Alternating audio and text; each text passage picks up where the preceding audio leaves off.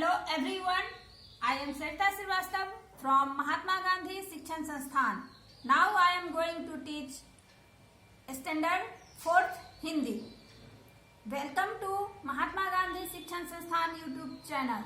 बच्चों, पिछले वीडियो में मैं आपको आपके पाठ्य पुस्तक मकरंद से पाठ 5 का प्रश्न उत्तर समझाई थी लिखकर।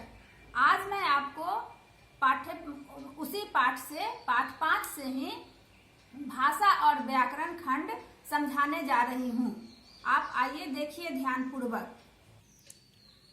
बच्चों, आपके पाठ्य पुस्तक का प्रश्नोत्तर मैं बता चुकी थी। आज मैं व्याकरण और भाषा ये समझाने जा रही हूँ। आप ध्यानपूर्वक इसे देखो। नीचे दिए प्रश्न 1 में है बच्चों, नीचे दिए गए शब्दों के विलोम शब्द लिखिए। विलोम शब्द का मतलब आप जानते हो, विपरीत अर्थ देने वाला शब्द। से यहाँ है ऊपर, तो इसका विलोम होगा नीचे। उत्तर तो दक्षिण। सूखा गीला। मित्र शत्रु। उपकार अपकार। उपजाऊ अनुपजाऊ। ये इसके विलोम शब्द हैं, विपरीत अर्थ देने वाले। अब दूसरा प्रश्न है बच्चों, नीचे दिए गए शब्दों के दो पर्यायवाची शब्द लिखिए। पर्यायवाची शब्द का मतलब होता है बच्चों समान अर्थ वाले, समानार्थी शब्द। अब यहाँ शरीर है, तो शरीर के 2 पर्यायवाची शब्द क्या होंगे? देह तन। राजा के 2 पर्यायवाची शब्द क्या होंगे? नृप भूपति। जंगल के 2 पर्यायवाची शब्द वन कानन। घर के 2 पर्यायवाची शब्द आलय भवन। मित्र के 2 पर्यायवाची शब्द दोस्त सखा। संसार के पर्यायवाची शब्द दुनिया जग। तो इस तरह से हमने इस पर्यायवाची शब्दों को लिखा। अब बच्चों तीसरा प्रश्न है, नीचे दिए गए शब्दों से विशेषण और विशेष्य शब्द छांटकर लिखिए। तो बच्चों सबसे पहले कि विशेषण किसे कहते हैं? तो बच्चों कि जो शब्द संज्ञा या सर्वनाम की विशेषता बताते हैं उन्हें विशेषण शब्द कहते हैं। अब दूसरा है विशेष्य। तो विशेष्य किसे कहते हैं? कि जिन संज्ञा शब्दों की विशेषता बताई जाती है, जिन संज्ञा शब्दों की विशेषता बताई जाती है उन्हें विशेष्य कहते हैं। तो आपको समझ में आया विशेषण और विशेष्य। अब यहाँ दिया हुआ है बच्चों 3 कॉलम यहाँ बना हुआ है। एक कॉलम में शब्द दिया हुआ है, दूसरे में इसको अलग अलग किया है, विशेषण और विशेष्य अलग कॉलम बना हुआ है। अब इसमें हम शब्द में पहला शब्द है परिश्रमी लोग। इन्हीं परिश्रमी लोगों में से हमें विशेषण को अलग करना है और विशेष्य को अलग करना है। तो यहाँ पर परिश्रमी शब्द जो है वह विशेषण है और लोग जो है वह विशेष्य है।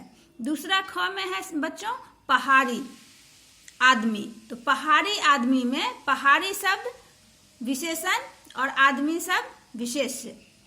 घने जंगल में बच्चों घने विशेषण और जंगल विशेष्य।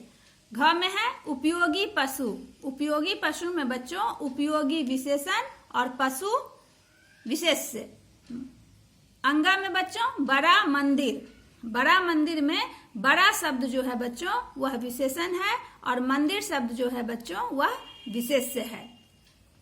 अब हम प्रश्न 4 पर आते हैं।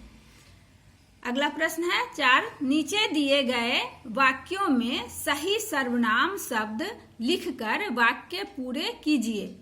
अब बच्चों हैं सर्वनाम शब्द।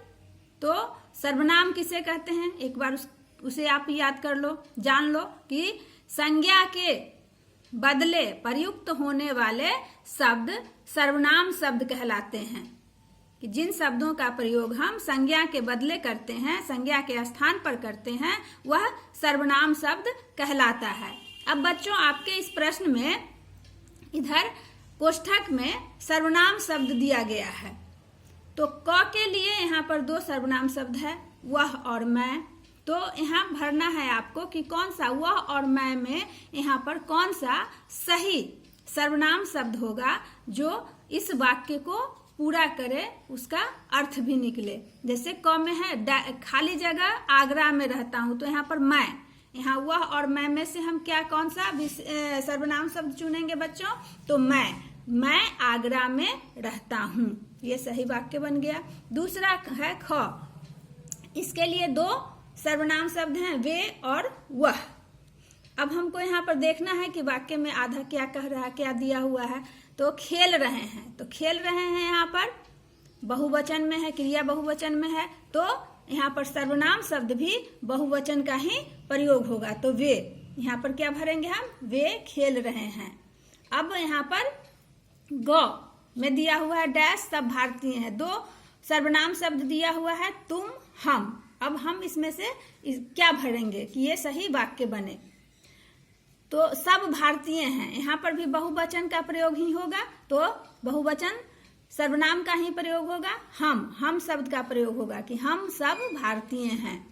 अब घ में है बच्चों डैश, कौन सी पुस्तक पढ़ रही हो। यहाँ पर ब्रैकेट में कोष्ठक में दिया हुआ है दो सर्वनाम शब्द, मैं और तुम। तो यहाँ पर प्रश्न पूछा जा रहा है, तो जब भी प्रश्न पूछा जाएगा तो किसी दूसरों से पूछा जाएगा, इसीलिए यहाँ पर बच्चों तुम शब्द, कि तुमसे पूछा जा रहा है, किसी से भी पूछा जा रहा है प्रश्न, तो यहाँ पर तुम सर्वनाम शब्द का प्रयोग होगा। तो यह वाक्य सही होगा, तुम कौन सी पुस्तक पढ़ रही हो। तो इस तरह से हमने व्याकरण और भाषा को बनाना सीखा। धन्यवाद।